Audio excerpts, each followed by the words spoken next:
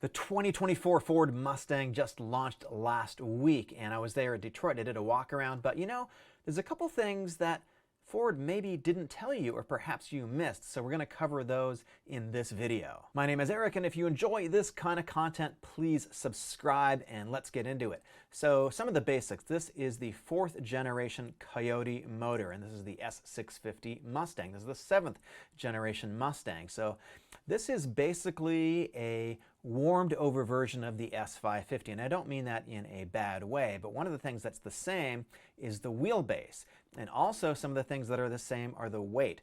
And of course, we get the 4th generation Coyote engine, which now has up to 480 horsepower is what they're telling us, but they're not giving us the torque level just yet. We can expect to see some of those numbers coming in the future, I think.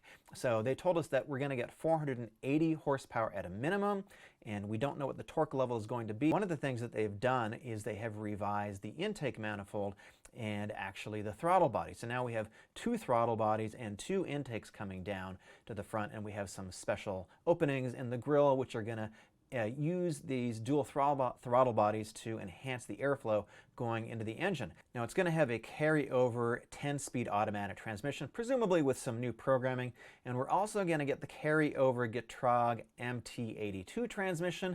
Apparently they have done some work on it to revise it, so hopefully it'll be better. I know that people don't exactly love this transmission. And we also get an Ecoboost. Now they do say that the Ecoboost is completely new for this generation. Currently we're at 2.3 liters, making about 310 horsepower up to about 330 with the performance pack. Again, we don't have numbers from them quite yet. Now if you're one of those super gearheads, go ahead and take a look at the technical specifications. I have put them up on the screen. Go ahead and pause the video right now. And here's the second page. And page 3. So they introduced the GT, the Ecoboost, and a brand new model called the Dark Horse. And if you're wondering, this is essentially the new version of the Mach 1. So I think the Mach 1 is going to be retired, at least for now. Maybe we'll see a future version of it. But this is a carryover of the Mach 1. And so the biggest change that we get in terms of power is now we're at 500 for the Mach 1. At least 500 horsepower is what they're telling us, and that is up from the 480 of their previous Mach 1. But actually, for the last couple years, Ford has lowered the horsepower by 10 horsepower for the GT and the Mach 1, apparently due to emissions. Take that as you will. So one of the big differences with the new Mach 1 engine, it's still the Coyote, it still has the dual throttle, is that the crankshaft, rather the connecting rods, the piston connecting rods are now from the GT500. So they are forged, and presumably it can handle more horsepower. And I think if the ECU is cracked, you should be able to drop a supercharger on this and make quite a bit more power, which makes that vehicle quite interesting, especially for the money. I'll give you my estimation of what I think this thing is going to cost in a second, and no, it's not going to be very cheap. Again, no official specs, but in the current Mach 1, the torque is 428 pound-feet, so I think we're going to see something over 430. Hopefully we're going to see something around the 450 pound-feet mark. The Coyote engine never been a super torquey engine, but it has always revved like mad. I think we're going to see pretty high rev counter numbers off this thing. I know in the aftermarket people are revving these things out to 8,000 RPM without any real issue because the valve train is pretty strong. It does come in a special color. It's called Blue Ember. It is this sort of dark blue metallic kind of color. I think it looks quite good in person. It is quite on the dark side, but it does have a lot of metallic flakes in it, perhaps even a little bit of a little hint of copper in there, I think. It's a very nice looking color in person. I'm not sure what I would actually order, if I would order it or not. I'll talk to you at the end of the video my thoughts on this, but all of the Dark Horses now are serialized. You get a serialized number in there, so that means you're going to get a build number. So presumably if you get the first one, you're going to have one out of whatever. I don't know how many they're going to make. I don't think it's a limited production, at least initially. It does have special aero to lower the drag, and it does have special cooling also. So we have brake cooling and NACA ducts in the front, which means you're going to be able to move air in over those huge brake rotors and these calipers and get some additional cooling, which is going to be really good for track work. And yeah, they are talking about this being a track-focused Mustang, which I think is awesome. Again, just like the Mach 1 that we get right now, which is a really, really great car.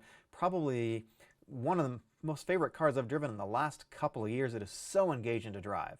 Other hardware that we get out of the GT500 are an engine oil cooler and a rear axle cooler. We're also going to get a lightweight radiator, which is going to give us more cooling as well. They might give us a transmission cooler, although they didn't mention it specifically. In terms of handling compared to the GT, we get a whole stiffer package. So it does come with MagneRide dampers as standard.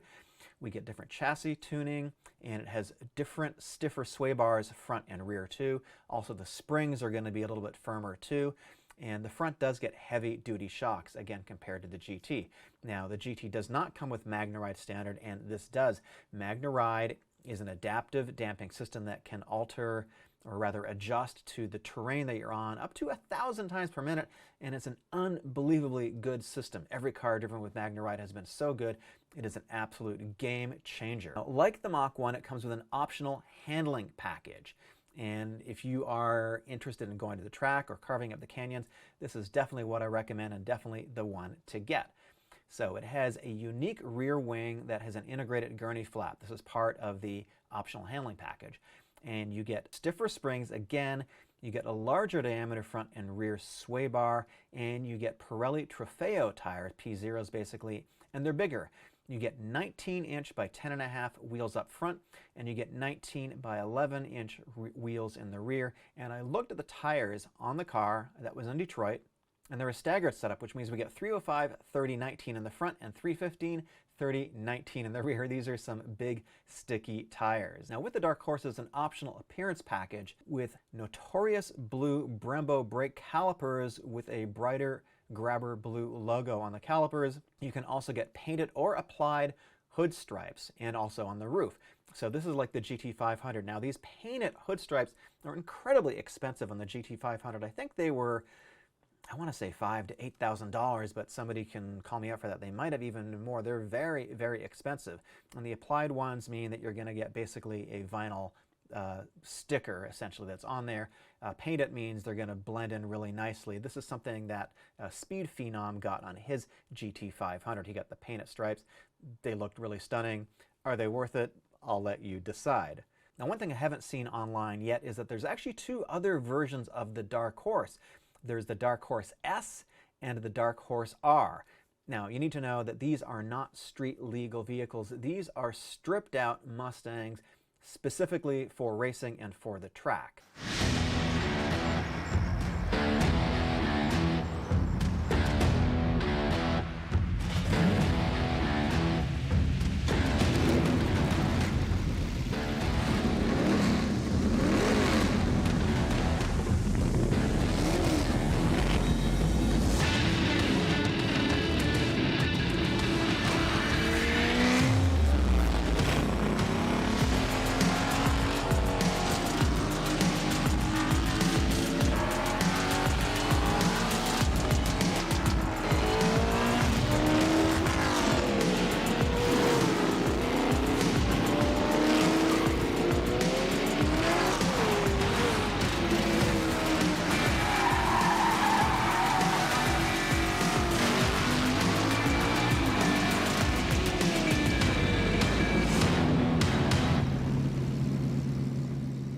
Let's talk about pricing. And the pricing on the Mach 1 has been going up and up, so I'm going to project what I think we're going to see on the Dark Horse. So what I've got up on screen right now is a Monroney. This is an industry term basically for the window sticker, and this is the 2021 that I had as a press vehicle, a loaner vehicle. I've got a video about that. I'll link it down below. It's a great video and it's a great car. So that started at $52,000 basically in 2021. Now it starts at $56,000 in 2022 for the Mach 1. The premium, which has a couple other things which you might as well get if you're going to spend $56,000, it's $58,000, and I just built one online and it was $68,000 fully loaded. So considering that prices are going up on everything, my projection is that the new Dark Horse is going to start at somewhere well into the 50s. Perhaps it's even going to start at $60,000. I think that's a pretty good guess to say it's going to start at 60, 61, and a fully loaded one with everything is going to be, you're going to be able to get that up well over $70,000, because there's one thing that I didn't mention that you can get this with this, and that is carbon fiber wheels. These are from Carbon Revolution, and these are the same wheels that you can get on the GT500, and I think these wheels are going to be about $10,000. Again, check my pricing in the GT500. These are going to be some very, very expensive wheels, but why would you want to get carbon fiber wheels? When you've got a rotating mass, you've got inertial mass, and that takes longer to speed up and slow down. So what you're going to get with carbon fiber wheels, it's going to be easier to turn in. You're going to get more steering response. They're going to feel a little bit lighter, and you're going to be able to slow down, speed up, and corner a little bit better with these carbon fiber wheels. And yeah, there's a lot of bling there, but hey, if you want them, you're going to have to wait a little bit longer for them. They're saying they're not going to be available at launch because the carbon fiber wheels have been pretty difficult to get on the GT500 so far. And so now for the first time, we have different looks on the nose depending on what model that you order. So if you get the Ecoboost version, you're going to get one version of the front fascia, the nose. If you get the GT, you're going to get another version of it. And then on the Dark Horse, they've revised it again, although a little bit slightly.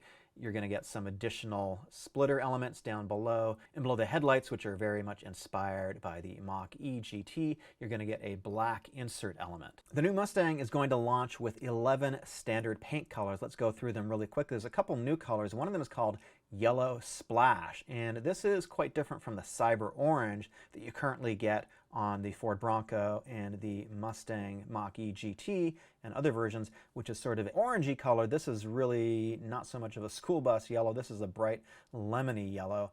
We get Vapor Blue, which is a really cool color. This is also on the Mach-E, and it's sort of a I would sort of say a gray bluish color. It's quite nice. It's quite subtle looking. Grabber Blue is back finally. I love Grabber Blue, one of my favorite Ford colors ever, so that's nice to see that back. We get something called Atlas Blue, which is, I think it's a newer color. It is sort of a grayish color, borderline gray I would say. It's a little bit darker, kind of a darker shade of blue, quite nice. We got something called Race Red, one of the two shades of reds available. This really pops. It's sort of this hyper pigmented color, and it's not as metallic. I think it's relatively flat. Looks pretty nice, sort of on the orangish shade. I really dig it personally. We got Rapid Red, which is a dark crimson shade, highly metallic, very vibrant. Then we have Oxford White. Are you surprised that the Mustang's going to be available in white? Well, it comes with Oxford White, a classic. Then you've got Ingot Silver, one of the many silver colors that we're going to get. Then we've got Carbonized Gray, which is something in the middle, very, I don't know, icy looking. Then we've got Dark Matter Gray, which is just a few hints above black, really. Then we got Shadow Black, huge surprise. It's a metallic black, so if you like blacks, that's going to be kind of nice. Then we've got this blue color. This is Dark Ember. This is going to be available only on the Dark Horse. I've got some pictures of it up in person. It is quite nice looking. It's got some sort of metallic flakes in there. So here is a summary of all the different colors that are available by series at launch. Go ahead and pause the video if you like. Let's talk about the cockpit. They are saying it is jet fighter inspired. It's certainly one of the most controversial elements of the car right now. A lot of people are commenting about it. They don't like it. Some people really like it. I'm kind of in the middle. I basically want to be able to drive it and see what it's like actually driving it. Looking at it, it looks okay. And it's certainly a trend that I think we're going to see in pretty much every car from now on. Number one, it's cheap. It's cheaper for the manufacturers to do this than to put in these gauge clusters that people complain about and look dated, so it's pretty inexpensive.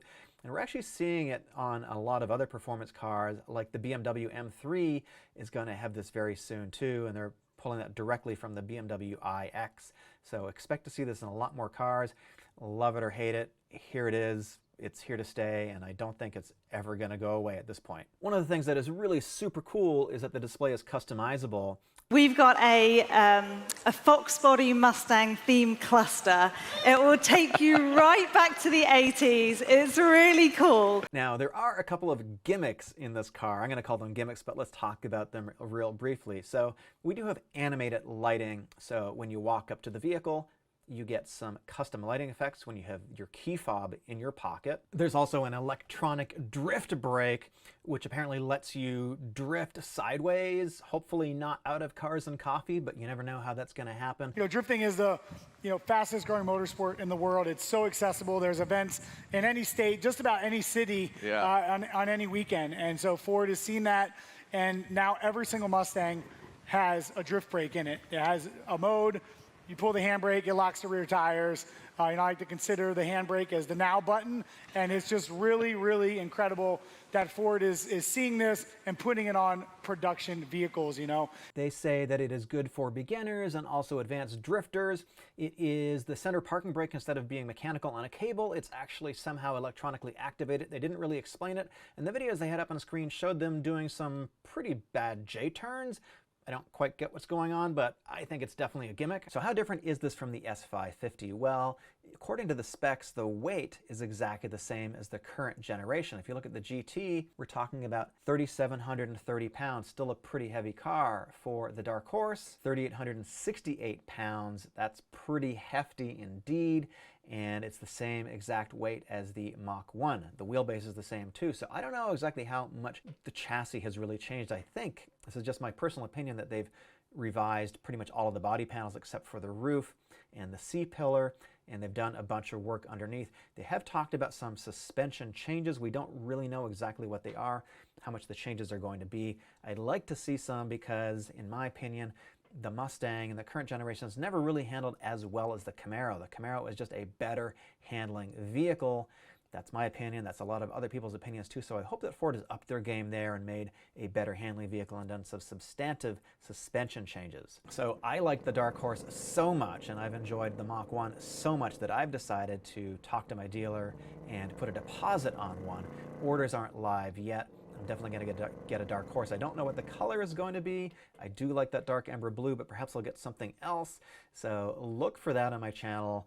I don't know how far in the future, probably a year from now, but I'm pretty excited for that. I just bought another car too. Haven't announced it on the channel yet. I'm going to do a video on that. If you want to see that, go ahead and click there. And I've also got a video right over here on the Dark Horse, my initial impressions doing a walkthrough of it. My name is Eric. If you like this channel and you like this content, please subscribe.